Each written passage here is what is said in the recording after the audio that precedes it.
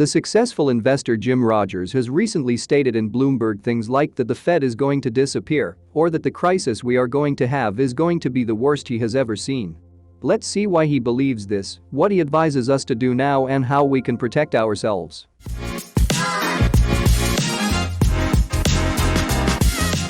Jim Rogers is one of the best investors in history.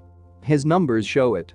In his 12 years as a manager, he outperformed the S&P 500 by 30% a year. This enabled him to retire at the age of 37 so that he was able to travel the world by car with his third wife, 26 years younger than him. With the trip, they entered the Guinness Book of Records for having visited 111 countries in a single car trip.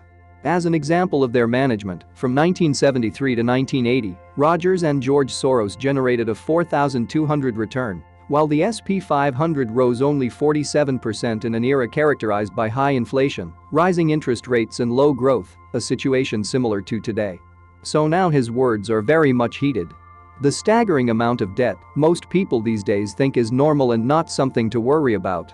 I have read enough history to know that it is something to worry about, and it is going to cause us a lot of problems in the future. In 2008 we had a big problem due to too much debt. Debt since 2008 has skyrocketed everywhere. Look at Japan, look at America, look everywhere.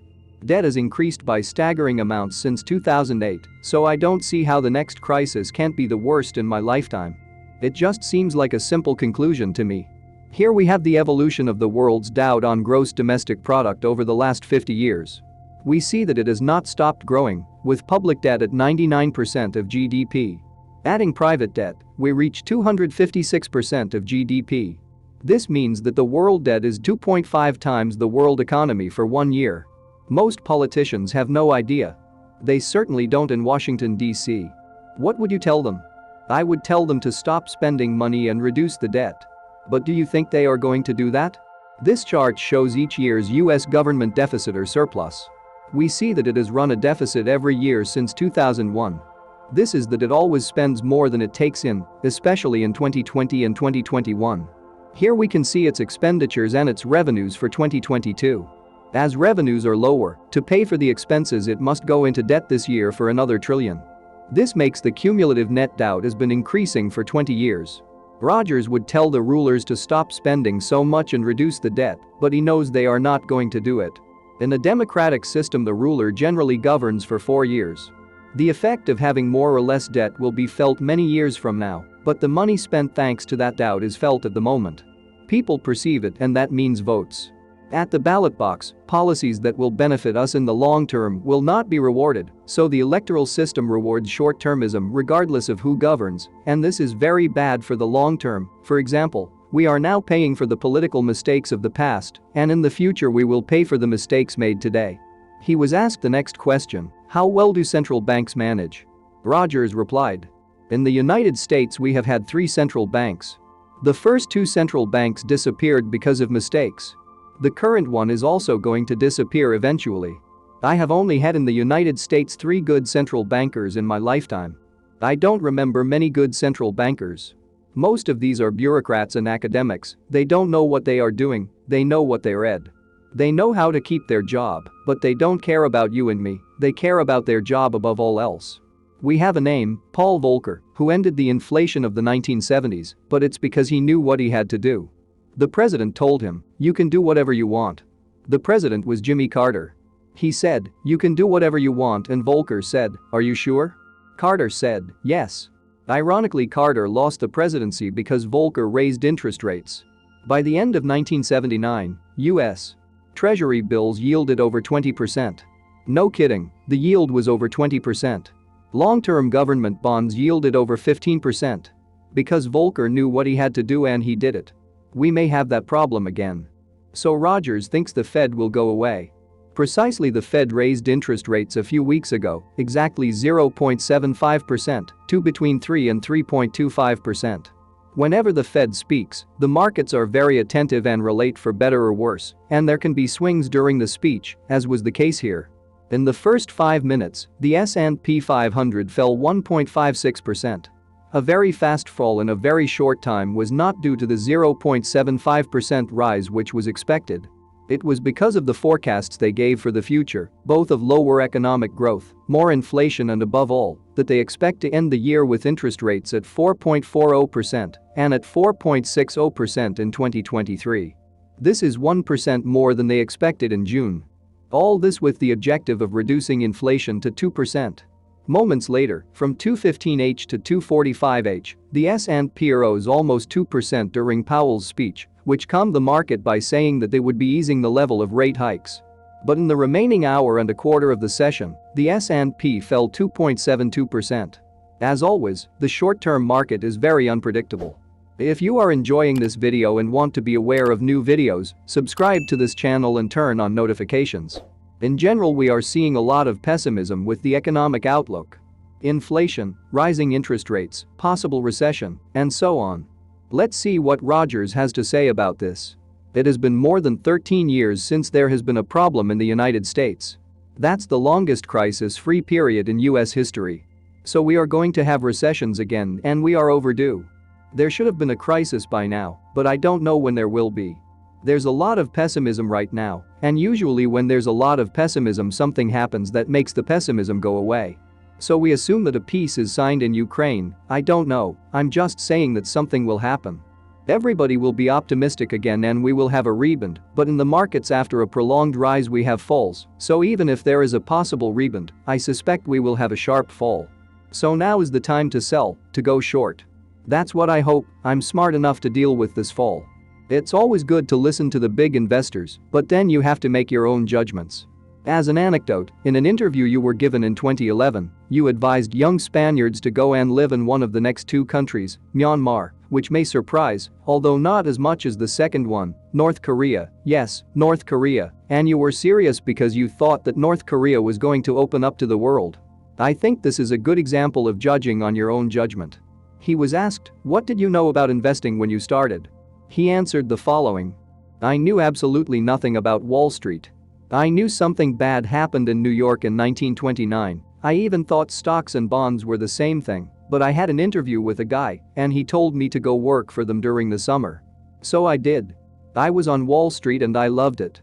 Asked if that was as a teenager, Rogers replied, "It was my senior year in college. I was going to go to law school, medical school, and business school. I was confused. As soon as I found Wall Street, I didn't go to law school, business school, or medical school. I went to Wall Street and had a lot of fun."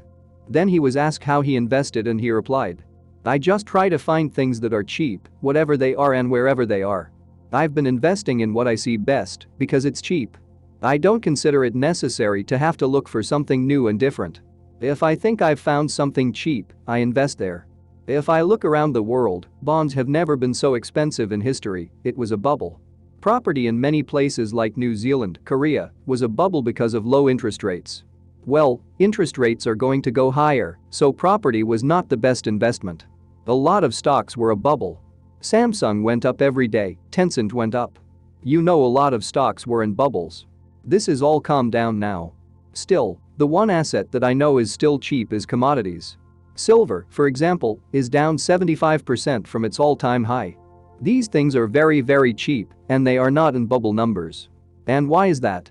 Because if we are going to have inflation, which is what we have, if you own the things that go up in price when there is inflation, you make money, and by definition commodities go up when there is inflation.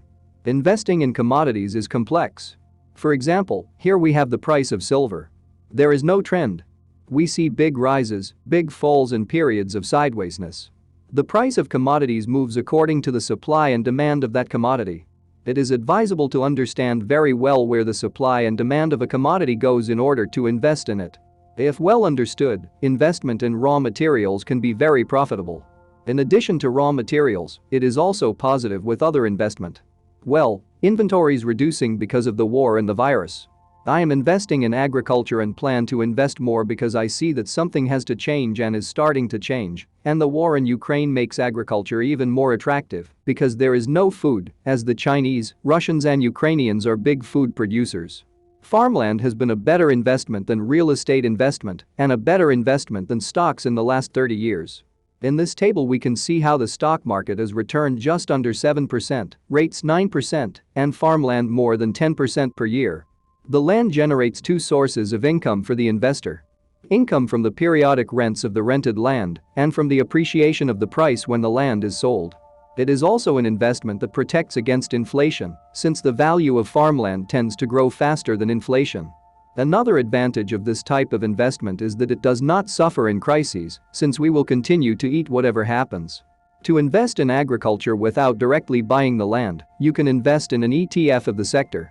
Another option is to invest in REITs that invest in farmland, such as Gladstone Land. You can also invest in food processing companies, such as Archer Daniels. Another investment related to the sector would be agricultural machinery companies such as Deere & Company, and well, there are many more options. These are just a few examples, and in no way are they purchase recommendations. Also about agriculture, Rogers gave a curious piece of advice. Well, if you like to work outdoors as in agriculture, you should know that the average age of farmers in Japan is 66, Americans are 58. That means there is an opportunity, there is not much competition. Finally, he was asked what advice he would give to anyone, to which he responded as follows. Money is something to save, not to spend. We all know many people who have ruined their lives because they didn't understand money. Well, when my daughter turned 14, I told her she had to get a job because I think everyone should learn early what it's like to work. I thought she would go to McDonald's and make $8 an hour, but she is smarter than me and got a job teaching Mandarin Chinese at $30 an hour, and she complained because the older ones make $60 an hour. I told her, but you are 14 years old. All in all, I have tried to teach them the importance of working and saving, and that money is not just to be wasted.